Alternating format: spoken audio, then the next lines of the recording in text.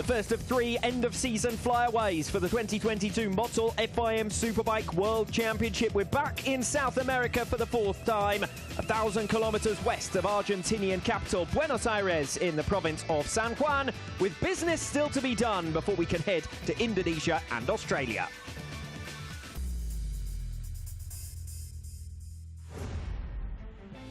Located just off the famous Route 40 that runs just over 5,000 kilometers alongside the Andes Mountains through Argentina. A venue designed by Mendozan architect Leonardo Stella and opened for international competition by WorldSBK's first visit in 2018. It's one of only 3 anti-clockwise tracks on the calendar, and its 4.276 kilometer length is comprised of mostly low and medium speed corners.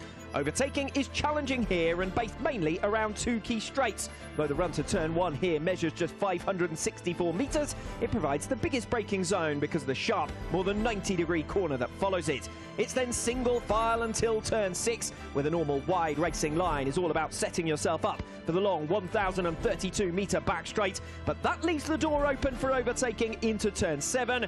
Then it's on to turn 8, really the final chance to make a putt and see you through.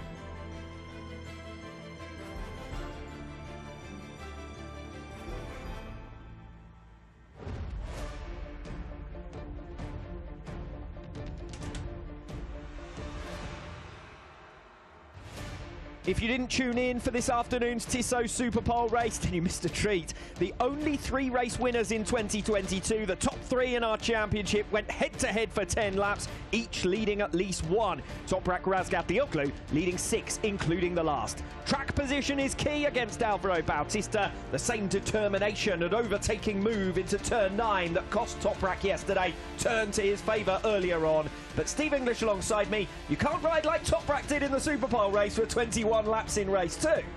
There's not that many people can ride like Toprak in the first place. I don't think even Toprak can do that for 21 laps. It's going to be such a big challenge for Razgatlioglu here in race 2. It's 21 laps to try and hold off the Ducati. We've seen all the way through this weekend just how strong Alvaro is on the 8. For Toprak, he was able to defend it numerous times in the Superpole race, but a 21-lap race is going to be such a different battle. You have to try and break away in the early stages, and we saw in the mid-stages of the 10-lap Super, just one of the more. Yes, Razgatlioglu determined to fight his way through, dropped him back to 3rd position. So it was Razgatlioglu victorious, ahead of Alvaro Bautista and Jonathan, 19th time that they have all been on the podium together. Further back down the order, Michael Ruben Rinaldi, one of the biggest position gains for him, 4 positions from 8th after Superpole into 4th in the race, Superpole race, and that moves him up onto 4th on the grid for this afternoon. Alex Lowe's also closer to the front, having initially qualified in P9. He made his way through for 5th position in the Superpole race, and that gives him 5th position on the grid here. So a couple of riders making progress. That gives us a bit of a grid that's closer to the form guide this weekend. We had a couple of riders who missed their final laps in the Superpole session yesterday morning. Yeah, speaking of Lowe's this morning at breakfast, he was saying that one of the big things for him was the Superpole session put him out of position with that yellow flag. Felt that he's been 4th, 5th fastest all the way through this weekend, riding well, but he knew in the Superpole race the target was a top 5. He ticked that off on his list. Now he needs to make sure he's able to make some progress, fight with Rinaldi in this 21-lap race. Yes, the other rider perhaps to watch in that scrap will be Axel Bassani. He has managed to qualify himself onto the 3rd row of the grid.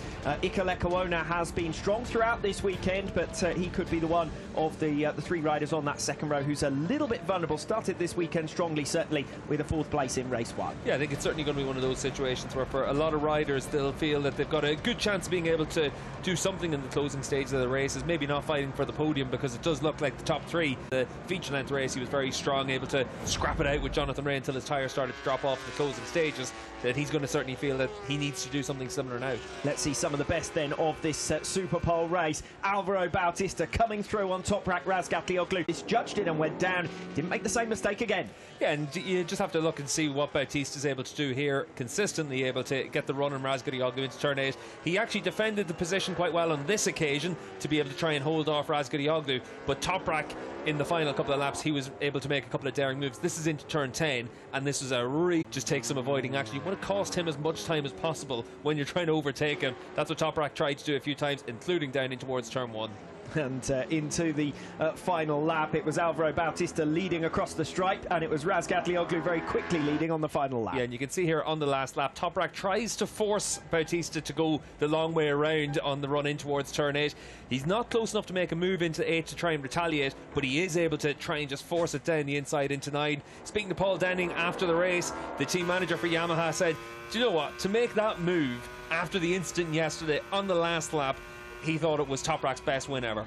And it would be hard to argue against that, to be perfectly honest. Full commitment. And it wasn't just once. You see that move once and you say that's an inspired move. Nobody else could have pulled that.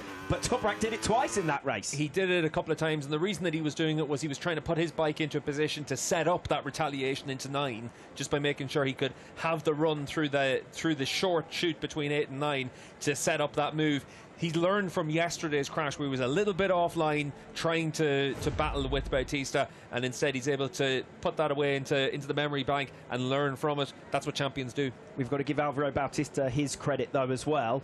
He stayed upright, he stayed in front of Jonathan Rea, he came home for another second position. He's got quite a run now of first and second places, but just to be on the podium is enough for Bautista in the context of the championship. He didn't necessarily need to go toe-to-toe with Toprak Razgatlioglu. Perhaps he feels he's got something to prove. He's got something to prove, but certainly for Bautista, he'll know in the 21-lap race that he's going to have enough underneath him to really be able to open up a bit of a gap to Razgatlioglu. Toprak's going to defend as much as possible, but to do that lap after lap after lap is just really difficult, and mentally it's tough to know that the other rider's always going to attack you, and then to try and have to be perfect all the time. It's not easy for Toprak. It's not easy morning. He had the pace to be able to win it.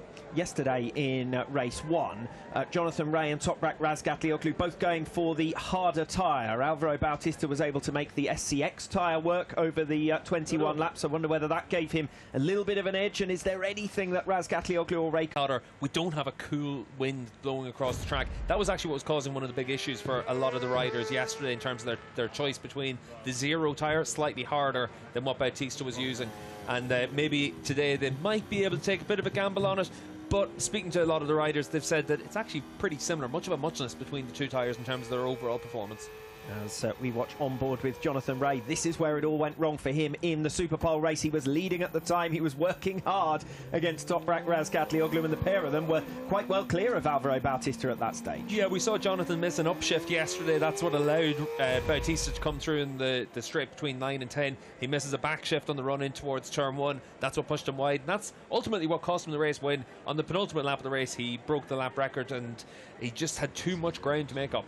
Yes, came through and right onto their tails, just couldn't quite get there. Toprak Razgatlioglu, your Superpole race winner earlier on today, and he is the man you fancy most likely to be able to take the fight to Bautista, but the question is for how long?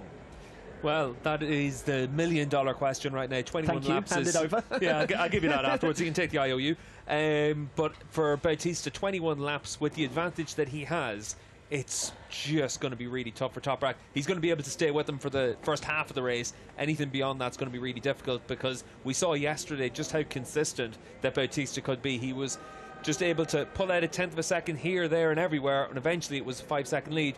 A little bit different today. Yes, if you are just joining us for the first time, Toprak Razgatlioglu tried to make the move that he perfected this morning in the Superpole race. He tried it yesterday afternoon in race 1 across the dusty, sandy surface. We did have a sandstorm the night before as well, and Razgatlioglu slid off and into the gravel trap, remounted, but could only come home in 15th position. So Toprak getting the race victory in the Superpole race, but it does leave him 77 points adrift in the context of the World Championship. Jonathan Rea now 89 points down, and 89 points, I can tell you, have never been recovered in the Superbike World Championships history, and certainly not in as few races as those that we've got left, of course. Only 6 after this weekend in Indonesia and Australia, and then race 2 this afternoon. So 7 races to make up 77 points. With each passing race, it gets tougher and tougher for Toprak. Yeah, it's just about winning races at this stage for both Razgatlioglu and Rea. The championship is, for all intents and purposes, done and dusted at this stage for Bautista, unless something happens to Alvaro, an injury or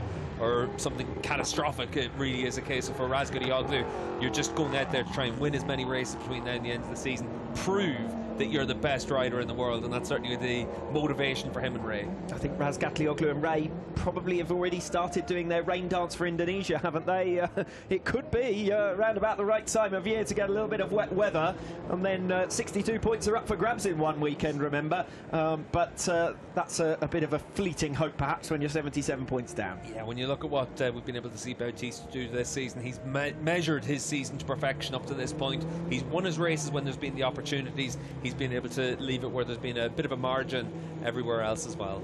Jonathan Ray moving past Tom Sykes as the record holder for the most race starts in Kawasaki colours. So Jonathan Ray, who has scored 196 podiums now with Kawasaki over the course of those two. Well, when you look at the numbers, there's pretty much no number that Jonathan isn't in the top spot for all the records other than Superpoles at this stage, but you know, he's been able to turn that into a strength over the last 4 years as well, so certainly he's closing in on those numbers as well. Yes, the only standing that he's going to be looking at that he's not at the top of, though, is the 2022 World Championship, and if they say you're only as good as your last race, Jonathan Ray is at very least going to be keen to end this season on a relative high. Yeah, and it's been a long time since Ray was able to win a race. That he has 21 races without a win shows just how difficult it is for him this season, and that comes down to the bike and the package and what his rivals have as well, because we know how good Ray is. We've seen him have to ride on the ragged edge all the time, pushing himself to his limits, so I think that gives you a good indication of just how difficult it is. Yes, even for consistency this season hasn't quite been there in the same way that it has been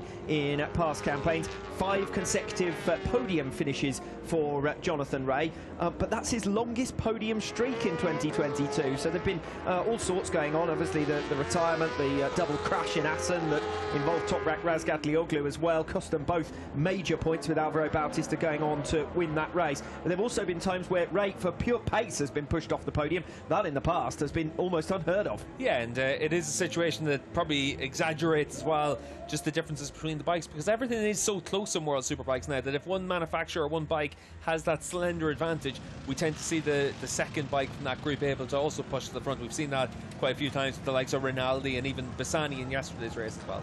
Coming up through the grid then, remember the top 9 positions were settled by the Tissot Superpole race earlier on today.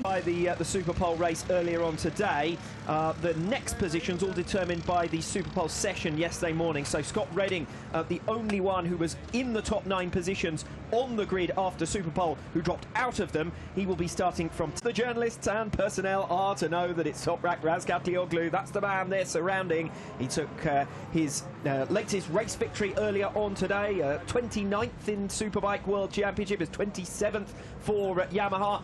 This afternoon will be his 150th. Razgatlioglu racking up those numbers very quickly indeed. Yeah, and that was always one of the big things for Kenan Safoglu, that as he was bringing Toprak through the ranks, he wanted to get him onto a big bike as early as possible, just the 1000 bike and then onto a superbike. Tribute there to Dietrich Mateschitz, who passed away, and the news reaching us this morning, of course, of Red Bull, and a tribute there from Toprak Razgatlioglu as he lines up from pole position. Alongside him will be Alvaro Bautista and Jonathan Ray.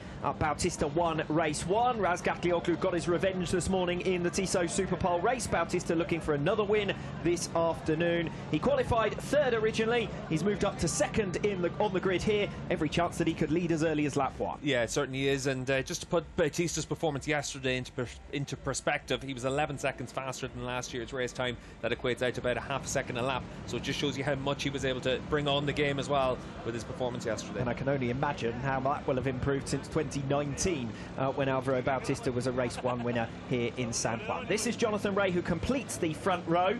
He took his 100th career fastest lap earlier on. He is the lap record holder then here at the Circuito San Juan Viacum. A 2nd place in race 1, a 3rd place in the Superpole race this morning. It's 5 consecutive podiums for him. And as I mentioned previously, that's his longest streak in 2022. It's not been an easy run for Jonathan Ray. No, it's been a really tough run of success, or run of races for Jonathan Ray. He's used to so much. To have seen himself just fall down that pecking order has to be tough for him and also for Kawasaki, but they need to make steps with that bike to be able to get back to fighting for race wins and world championships. 2 watches in one weekend for Toprak Razgatlioglu, who of course took pole position in the Superpole session yesterday morning. He's taken pole position in the Superpole race earlier on this morning. He does also lead that Tissot Super. 2 top 5 finishes this weekend, but he's that much closer to the front this time around after moving through from 8th to 4th in the Superpole race this morning. Yeah, really tough Friday for Rinaldi, but he's made a big step forward, and once again in that 4th position in the championship, he's got a very healthy margin with 2 rounds and 1 races remaining. Alongside him here is Alex Lowes. He qualified P9 after losing his final lap in Superpole to a yellow flag, but he managed to gain 4 positions, just like Rinaldi, to take 5th place in the Superpole race, and that's where he lines up from here. Let's go down to the grid with our pit reporter, Anthony Nelson. Thanks, Alex. Alex Lowes, you set yourself the target of a podium this weekend. It's the closest you've been on the grid so far, but how do you feel going into the longer race? Yeah, I think it's conditions that we've not quite had over this weekend, so I'm going to go with a harder front tyre. I think it should help me in these hotter temperatures. And yeah, let's see. I've been getting better as the weekend's gone on. Obviously, tough qualifying, but this is the furthest we've been up on the grid, so hopefully I can take advantage of that. Best of luck. Thank you.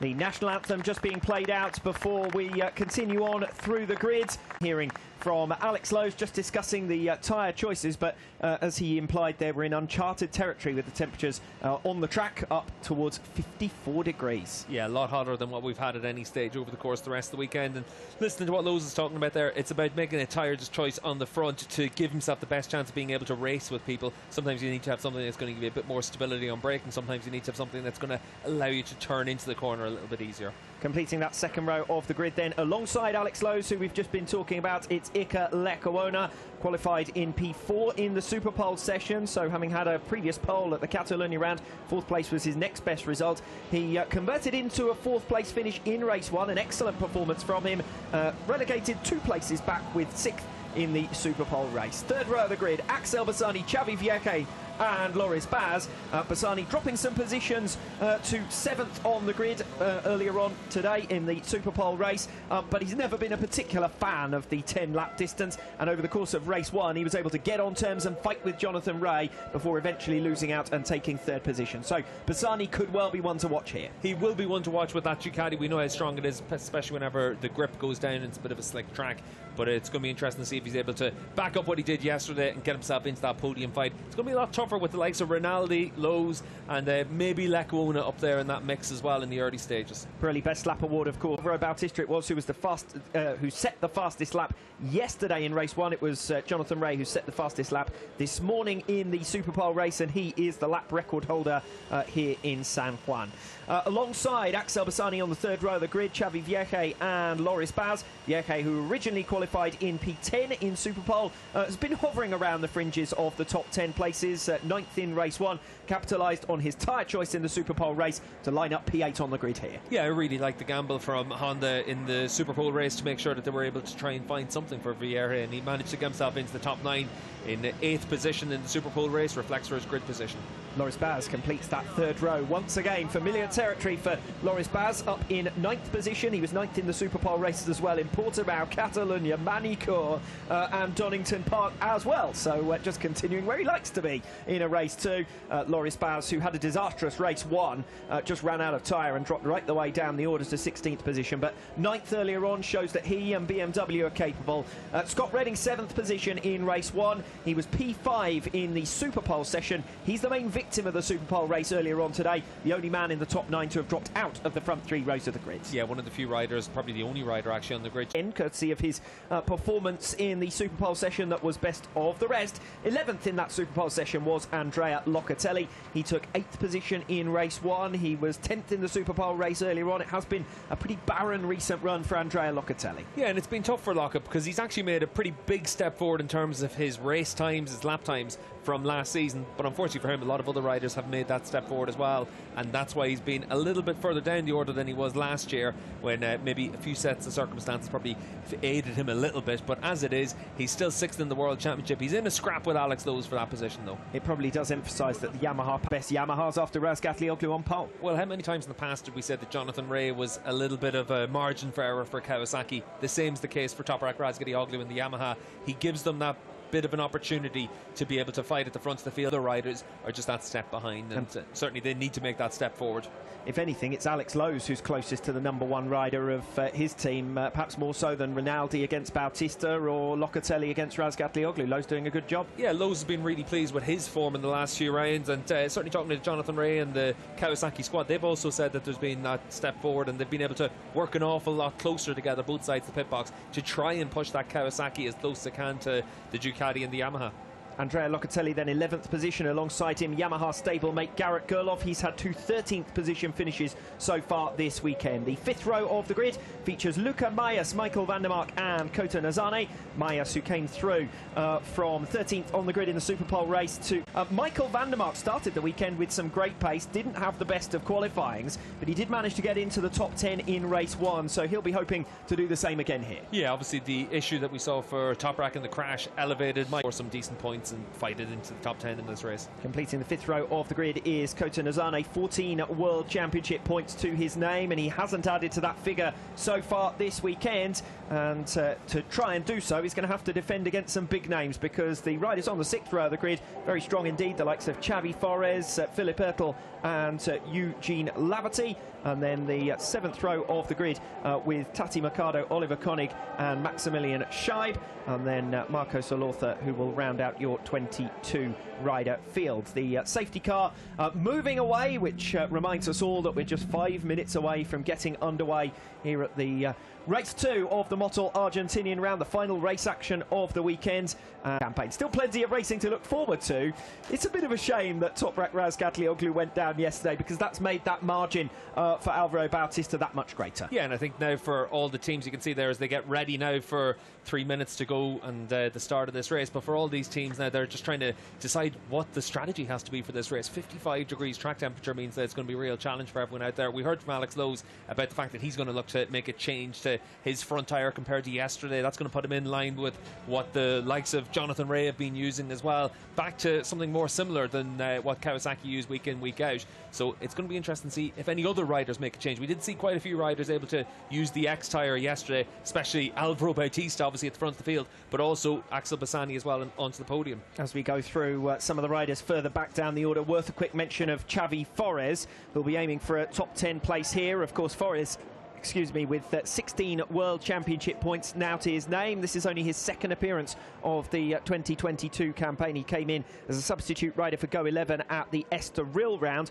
He's back for the end of season flyaways with Barney Ducati, for whom he finished 7th in the world previously. So Xavi Forés, who has qualified 16th on the grid, has made it through for 12th position in both of the races so far, and he will be gunning for a top 10 finish here. But up at the front, it's the top 3 in the World Championship standings, who went head-to-head once already this morning over 10 laps, are about to go head-to-head again, this time over 21 laps, the final race action of the weekend in San Juan.